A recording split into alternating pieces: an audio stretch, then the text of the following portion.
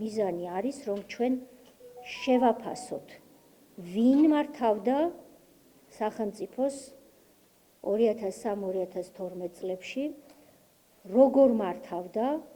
ნაციონალური მოძრაობის საქმიანობის შესწავლას 13 წლის შემდეგ აპირებს პარტია, რომელსაც ნაციონალური მოძრაობის დროინდელი მოსამართლეები, ძალოვნები და მაღალჩინოსნები ისევ სისტემაში ჰყავს.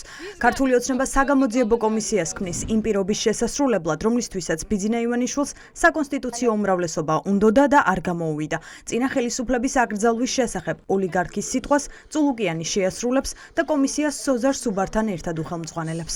მიმართულება იქნება ყველა მოცული დაწყებული ციხეებით, გაგრძელებული ქონების ჩამორთმევის საკითხებით, ასევე ჩვენთვის ძალიან საინტერესო იქნება ვინ და რატომ გაწირა ქართული ჯარი და თუ რომელიმე მათგანი. მას შემდეგ რაც ჩვენ მოვიწევთ მოსმენაზე, უარს განაცხადებს მობრძანებაზე, ამისთვის ჩვენი კანონმდებლობა ითვალისწინებს საკმაოდ მკაცრ პასუხისმგებლობას. ამ კომისიას არც ფართო ლეგიტიმაცია აქვს, არც ნდობა და არც მანდატი. ითანამშრომლებენ თუ არა მასთან წინა ხელისუფლების მაღალჩინოსნები ნაკლებად სავარაუდოა. არადა ხელისუფლებას მათი აკრძალვა აქვს ჩაფიქრებული. ოცნება მიფიქრა და მოიფიქრა, რომ გამოძიების პროცესში მოწმეებად მოქალაქეები მიიყვანოს და 2012 წლამდე მომხდარ ფაქტებზე ალაპარაკოს. თეა წულუკიანს ვკითხეთ, დაკითხავენ თუ არა ზვიად ხარაზიშვილს, იგივე ხარებას, რომელიც ვანო მერაბიშვილის შინაგან საქმეთა სამინისტროში იმავე საქმეზე იყო დასაქმებული. თუ ის იყო ან სხვა, ან ნებისმიერი, მათ შორის ეს ბატონიც. წინა ხელისუფლების მმართველობის დროს პოლიტიკური თანამდებობის პირი და ჩვენ დაგვაინტერესებს ფაქტები, რა თქმა უნდა, მას მოვიწვევთ. ხარება არ არის ერთადერთი ფიგურა, ვინც ქართულ ოცნებაში ნაციონალური მოძრაობიდან გადმობარგდა და აღზევდა. წესით ამ კომისიის ინტერესის ობიექტი უნდა იყოს გირგვლიანის საქმის მოსამართლე ლევან მურუსიძე, რომელიც დღეს არა მხოლოდ უბადო მოსამართლეა, არამედ სამართავად მთელი სასამართლო სისტემა ჩააბარეს. მათ ყველაზე კარგად იციან 2012 წლამდე ხელისუფლების საქმიანობა, თუმცა ყველაზე მეტად ხელშეუხებლები არიან დღეს.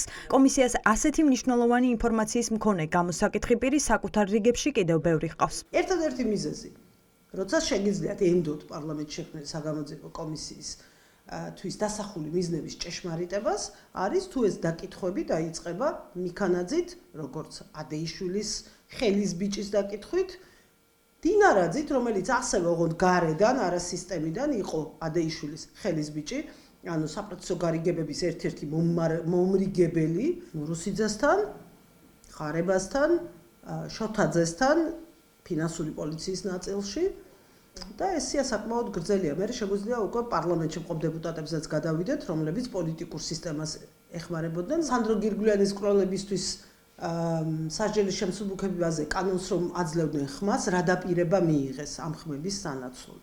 საგამოძიებო კომისიის დღეს შექმნით ქართული ოცნება ირიბად იმასაც აღიარებს, რომ 13 წლის წინანდელი დაპირება ივანიშვილის პროკურატურამ ვერ შეასრულა და სამართლიანობა ვერ აღადგინა. თბილისის ყოფილი პროკურორი მაია მწარიაშვილი ოლიგარქის პარტიას ეუბნება, რომ ის რაც ახლა პარლამენტში იწყება სპექტაკლია, რომლის მიზანს მხოლოდ სანახაობის ჩვენება წარმოადგენს. ჩვენ გამოვიძიეთ და პასუხისმგებაში მივეცით არაერთი იმ ხელისუფლების არაერთი მაღალი თანამდებობის პირი, რაც მოვასწარით, მას მერე რატომ რა უშლიდა პროკურატურას ხელს, რომ ვინმე მიეცა პასუხისმგებაში, ამაზე საკუთარ პროკურატურას უნდა ჭითხონ. ეს როგორი რამეა, იცით, გაასწროთ ავტობუსმა, გაასწროთ.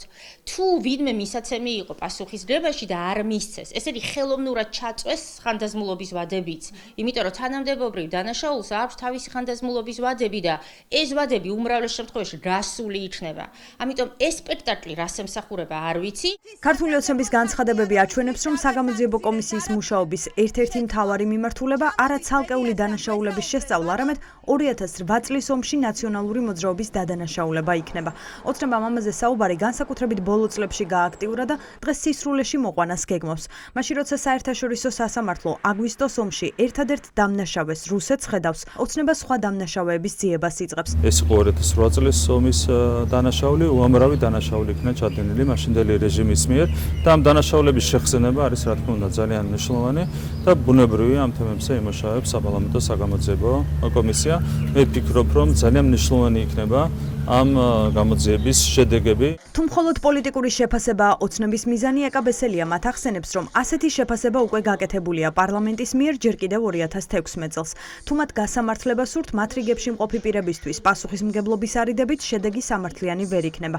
ამიტომ ჩნდება განცდა, რომ მიზანი სანახაობის შექმნა და საკუთარი ამომრჩევლის გახარებაა. ეს არის 2016 წლის პარლამენტის დადგენილება, სადაც არის 2004-12 წლებში ადამიანის უფლებების კუთხით სამართლებრივი და პოლიტიკური შეფასების დოკუმენტი. ახლა რატომ, როდესაც არაფერი აღარა გაქვს, რომ ტყუილი სიცრუე, რაღაცა მოგონილი ხერხებით გააბრუო შენი ამომრჩეველი, იგონებ ესეთ რამეს.